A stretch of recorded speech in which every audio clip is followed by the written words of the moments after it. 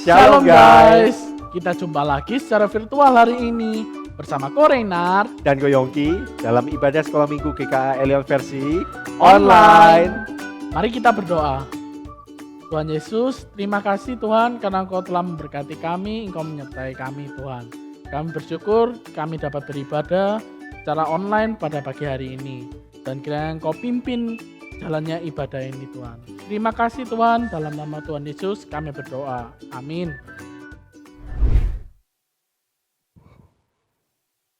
Rapi. Ko Yongki, Hai. kok kelihatan seger sama cakep gini kok? Kan mau ibadah online. Korena juga kan? Ah, iya sih. Tapi kan ibadah online di rumah aja, gak ada yang lihat. Kalau gitu beribadah untuk Tuhan atau mau dilihat orang? Ayo. Untuk Tuhan sih kok. Tapi kan Tuhan lihat hati aja. Kalau di depan manusia aja kita selalu berusaha tampil yang terbaik. Masa ibadah di hadapan Tuhan kita seadanya gini? Iya sih. Yang terbaik adalah kita siapin diri seperti kalau mau ibadah di gedung gereja, Korenat. Itu baru cocok antara hati dan penampilan. Oh, iya ya. Bentar ya kok, tak siap-siap dulu. Teman-teman, Ko Yongki, udah nih. Nah gitu dong Rapi. Bener gak teman-teman? Kalau udah seger gini kan pasti lebih semangat memuji Tuhan. Teman-teman di rumah juga udah seger ya. Mari kita memuji Tuhan guys. Datanglah ke baiknya dengan hati bersyukur.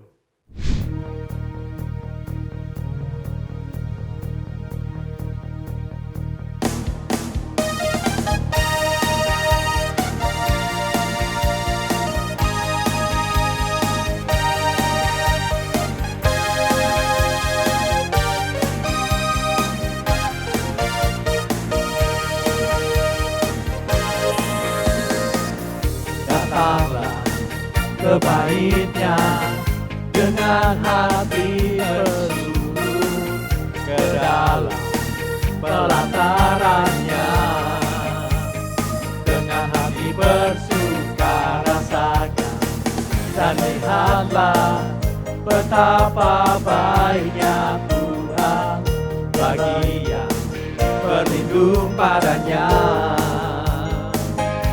Akan bersorak-sorai, bersyukurlah kepada Tuhan, sebab Dia baik, bahwasanya untuk selamanya, kasih setianya. Bersyukurlah kepada Tuhan, sebab Dia baik, bahwasanya selamanya, kasih setianya.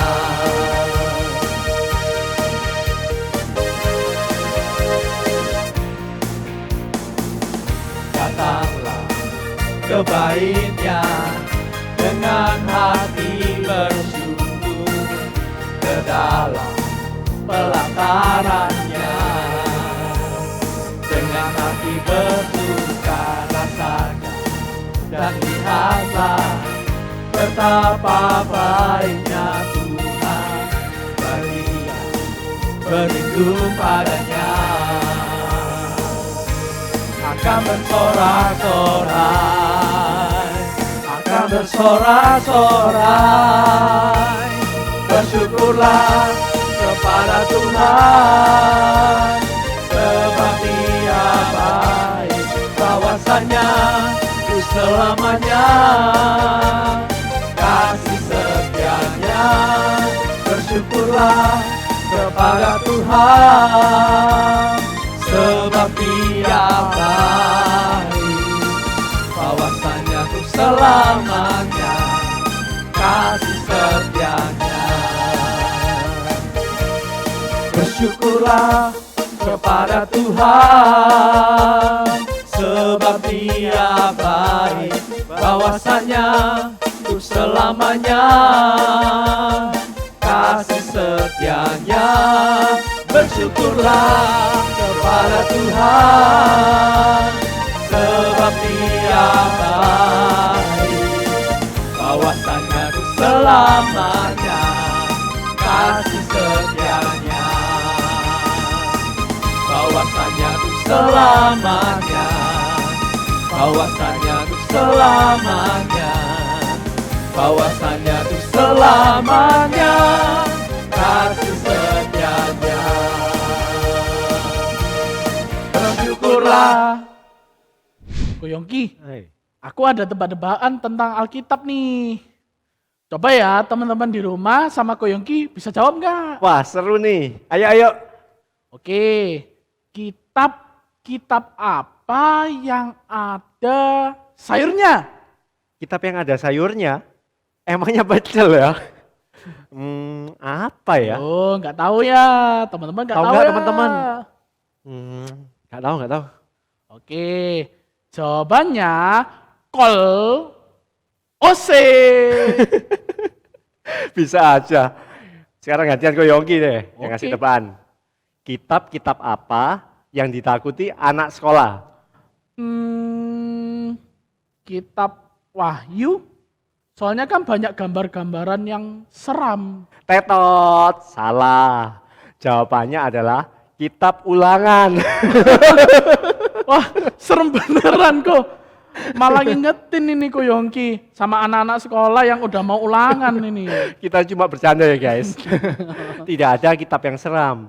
Yang benar justru Tuhan Yesus telah membebaskan kita dari hal yang paling menyeramkan, yaitu hukuman dosa. Bener guys, sekalipun di dunia ini kita masih ada pergumulan, contohnya ulangan tadi, Tuhan Yesus selalu beserta kita, sehingga kita bisa hadapi semuanya.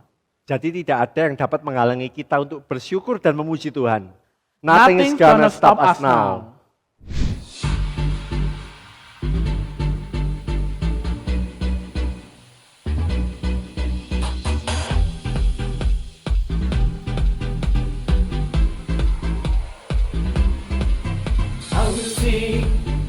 I will sing of your love for me. In my life you're my everything. Chains are broken, my eyes are open. You're my freedom now. You have called me up from the dark. Now I'm running into your love. You changed my crying into dancing. My lips shall praise you now. We praise you now. Oh, oh, oh. 1, 2, 3, go! Nothing's gonna stop us now. Nothing's gonna stop us now. From praising, from praising you. Nothing's gonna stop us now. Nothing's gonna stop us now. From praising, from praising you. Let's sing it together. Say it together. I will sing of your love for me. In my life you're my everything. Chains are broken, my eyes are open. You're my freedom now. You have called me out from the dark. Now I'm running into your light. You changed my crying into dancing. My lips shall praise you now.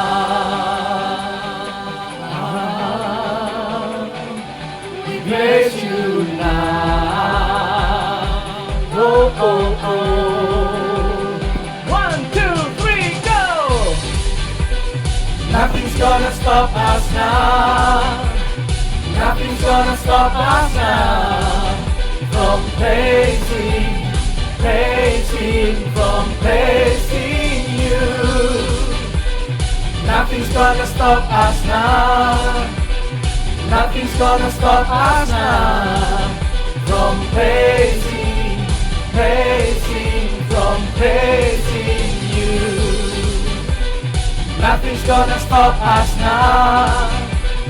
Nothing's gonna stop us now from praising, from praising you. Nothing's gonna stop us now.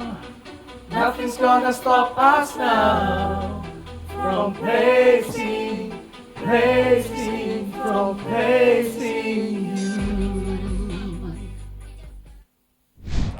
Halo adik-adik yang ada di rumah, bagaimana kabar kalian pada hari ini?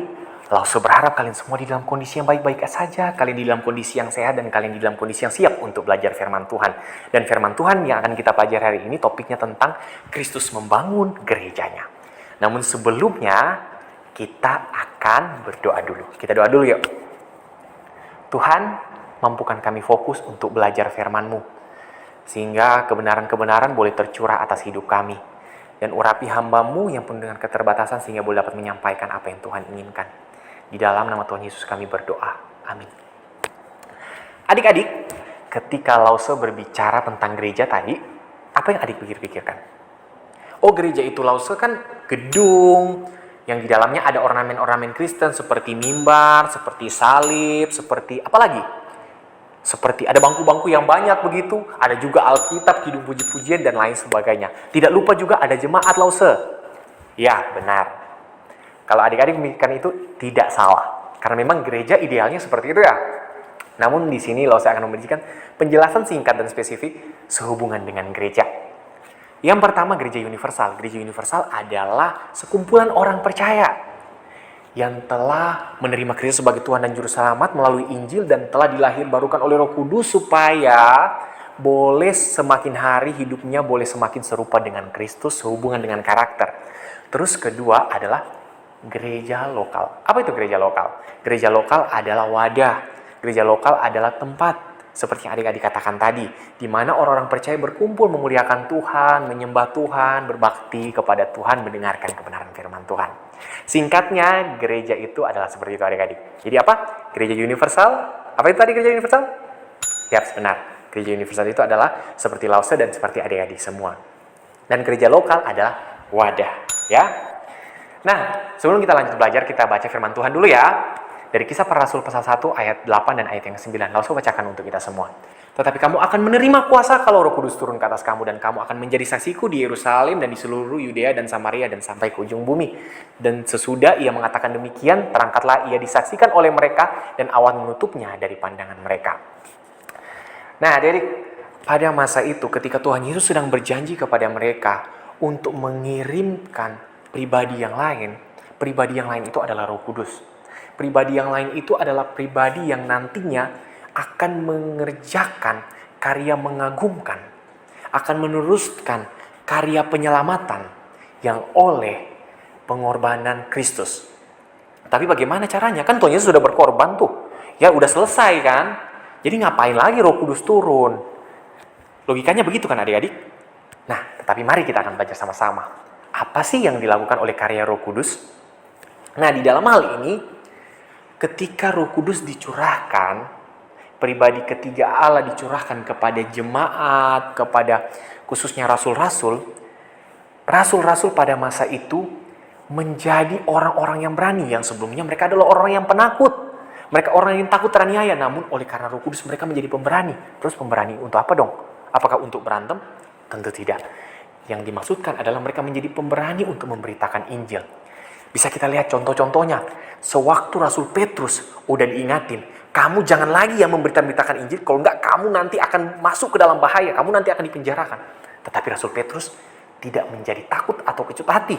Dia tetap berani memberitakan Injil, dan sekalipun dia udah dipenjarain, dia bahkan bisa melakukan hal-hal ajaib di sana. Tetapi sebenarnya bukan dia yang lakukan. Allah yang melakukan bagi dia untuk menyatakan kemuliaan. Dan ketika dia keluar dari penjara pun itu juga dengan cara-cara yang menakjubkan, cara-cara yang unik. Dan mereka yang sebelum-sebelumnya pernah dipenjarakan karena Injil juga, ternyata di dalam penjara juga bisa memenangkan orang. Seperti kisah-kisah oleh rasul-rasul yang lain, seperti Rasul Paulus, Rasul Petrus juga demikian. Dan bahkan ketika mereka memberitakan Injil itu adik-adik, tidak tanggung-tanggung. Ribuan orang bisa langsung percaya. Dan ketika mereka juga bisa memberitakan Injil, Mereka juga sedang diperhadapkan dengan maut, tetapi mereka tidak sama sekali takut. Karena mereka tahu, mereka sedang membawakan berita kebenaran, berita pembebasan, berita yang agung dari Allah untuk membuat banyak orang diselamatkan. Dan terlebih lagi, untuk menyebarkan, untuk meluaskan kerajaan Allah.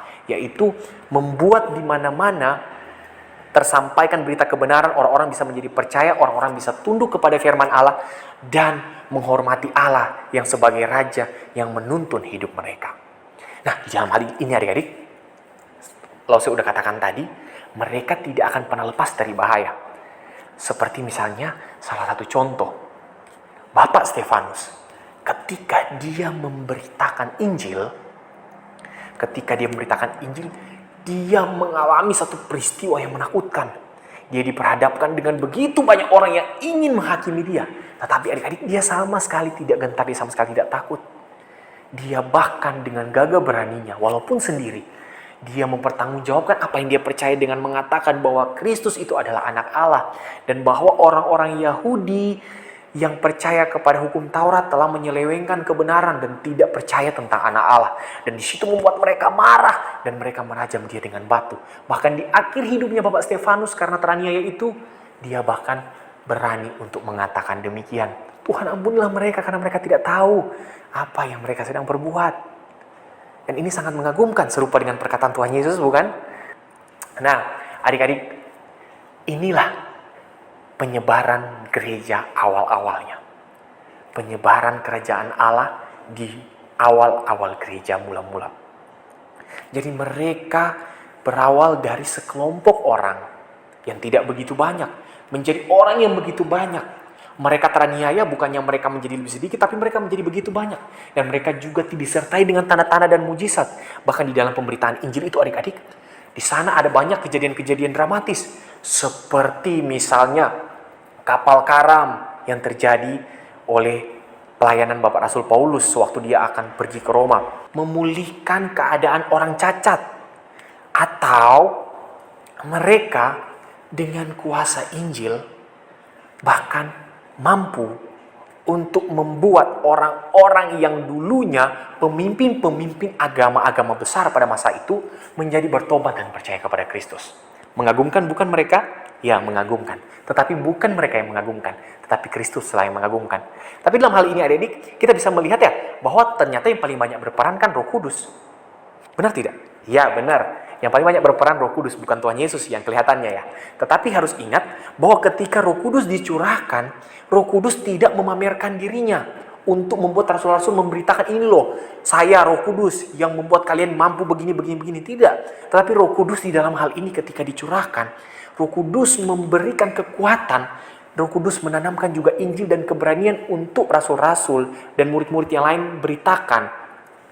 Yaitu adalah tentang Kristus yang adalah penyelamat. Kristus yang adalah pembebas. Itulah yang menjadi tujuan Roh Kudus datang ke dalam dunia, yaitu memampukan rasul-rasul memproklamirkan berita Injil.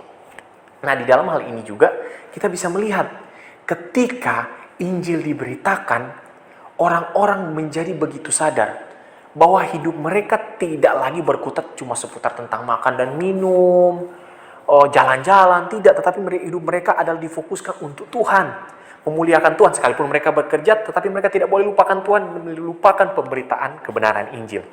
Nah adik-adik, oleh karena itulah gereja semakin hari semakin banyak. Yang dahulunya gereja cuma ada di daerah Yerusalem, di Samaria, dan sampai di Roma. Sekarang udah sampai di tempat kita loh. Buktinya kan adik-adik percaya dan Lause juga percaya. Mengagumkan bukan karya Allah? Nah, dan di dalam hal ini juga kita perlu mengerti apa dong Injil itu. Nah, adik-adik, Injil itu sekali lagi bisa kita lihat dari apa yang Bapak Rasul Paulus katakan di dalam surat-surat Roma. Khususnya kitab Roma pasal yang ke-5. Di situ bisa kita lihat Allah itu ternyata menyatakan bahwa kita itu sangat-sangat berdosa dan kita itu sudah terhilang. Kita itu menjadi seteru Allah. Namun oleh karena kasih karunia Kristus kita dibenarkan. Dan kita oleh karya Roh Kudus kita boleh dilahirbarukan. Kita boleh menjadi alat Kristus. Hidup kita semakin diperbaharui untuk menjadi serupa Kristus. Dan kita juga dipanggil untuk melayani Tuhan, untuk memuliakan Tuhan dan menikmati Tuhan. Nah itulah Injil yang diberitakan. Dan oleh karena Injil yang diberitakan, kita menjadi punya pengharapan yang besar. Dan kita jangan pernah lupa adik-adik, ketika kita telah menerima Injil, ketika kita telah menerima kebenaran itu, Tuhan Yesus juga telah menanamkan satu pengertian yang sebenarnya sering juga kita lupain. Yaitu bahwa kita ketika butuh keselamatan, otomatis kita akan cari keselamatan. Dan ketika kita punya keselamatan, otomatis kita itu memiliki berkat sukacita yang sangat-sangat melimpah. Oleh karena itu, kita jangan pernah lupa, berkat yang melimpah itu juga harus kita bagikan. Apa berkat yang melimpah yang kita miliki? Yaitu adalah Injil. Jadi kita harus memberitakan Injil kepada orang-orang. Kita harus memberitakan kebenaran kepada semua orang. Yaitu adalah orang-orang yang ada di sekitar kita. Siapa mereka? Mungkin teman-teman kita, saudara-saudara kita, atau siapapun itu. Mari adik-adik, melalui hal ini, melalui perenungan firman Tuhan yang singkat ini, kita belajar tentang karya Allah yang begitu mengagumkan. Melalui rasul-rasul, melalui umat-umat percaya. Namun perlu diingat, sekalipun banyak peran, banyak pemeran yang ada di dalamnya, tetapi tokoh utamanya tetap Tuhan Yesus. Karena Tuhan Yesuslah yang diberitakan. Adik-adik, kita perlu menyadari ini, bahwa kita bukan cuma diberikan anugerah keselamatan, tetapi kita juga diberikan anugerah juga untuk menjadi pembawa kabar keselamatan. Apakah kita mau sia-siakan itu semua? Jangan dong ya. Kita harus berani memberitakan kebenaran firman Tuhan. Jadi adik-adik, kita perlu merefleksikan ini semua. Bahwa Allah yang melalui karyanya mengingatkan kita bahwa kita itu adalah orang-orang yang paling bersyukur. Melalui anugerahnya kita diperdamaikan dengan Allah. Melalui anugerahnya kita beroleh hidup baru. Kita beroleh pembenaran, kita beroleh banyak sekali anugerah di balik istilah keselamatan itu. Hidup kita juga diperbaharui untuk semakin hari semakin serupa dengan Kristus. Maka kita harus kembali lagi mengingat ada satu tanggung jawab besar. Yaitu kita semua, bukan cuma para lause, bukan cuma para bapak pendeta, bapak evangelis atau ibu evangelis dan lain sebagainya. Tetapi ini juga tugas semua kita. Dan bersyukurlah ketika kita sejak dini kita udah berani untuk memberikan kesaksian tentang apa yang kita percaya. Itu apa tadi? Ya, benar. Injil. Adik-adik, sudahkah kita menyadari panggilan kita sebagai orang percaya adalah turut ambil bagian menjadi saksi Tuhan? Apakah kisah mengagumkan tentang menyebar luasnya gereja karena karya Allah Tritunggal sudah membuat kita merasa diubahkan adik-adik? Apakah penting bagi kita untuk memberitakan kisah agung Injil ini kepada semua orang? Khususnya saudara-saudara kita yang ada di luar sana. Mari melalui perenungan ini kita belajar ya, bahwa hidup kita bukan hanya terfokus kepada diri kita sendiri, tapi fokus kepada Tuhan yang akan mengarahkan kita kemana yang Dia kehendaki. Di dalam nama Tuhan Yesus ya, kita percaya ini semua. Kita berdoa yuk. Tuhan, terima kasih untuk kasih karunia-Mu dalam hidup kami. Kami telah belajar kebenaran firman.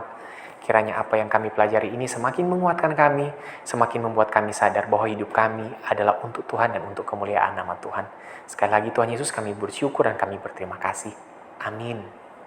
Adik-adik, saat ini kita akan mendengarkan ayat hafalan kita. Ayat hafalan kita terambil dari Kitab Kisah Para Rasul pasal 1 ayat yang ke-8. Lalu bacakan untuk kita semua ya.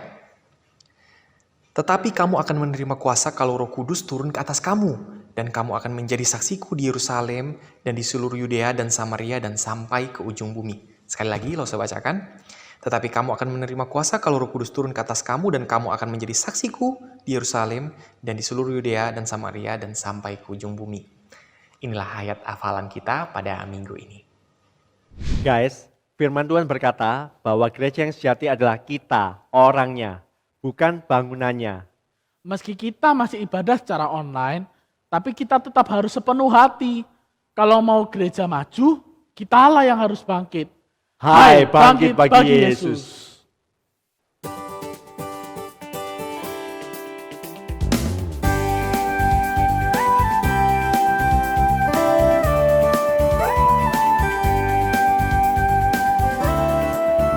Hai, bangkit bagi Yesus, pahlawan salibnya, kibarkan panji raja, tegak mengangkatnya.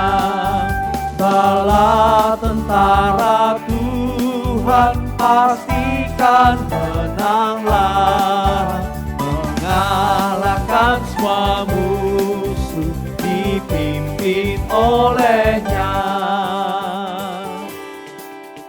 Hai bangkit bagi Yesus, tak lama berperang, umatnya bersoraklah, hidup kemenangan, dan yang setia padanya dan mahkota mulia, bangkit bersama Yesus bertata di sorga.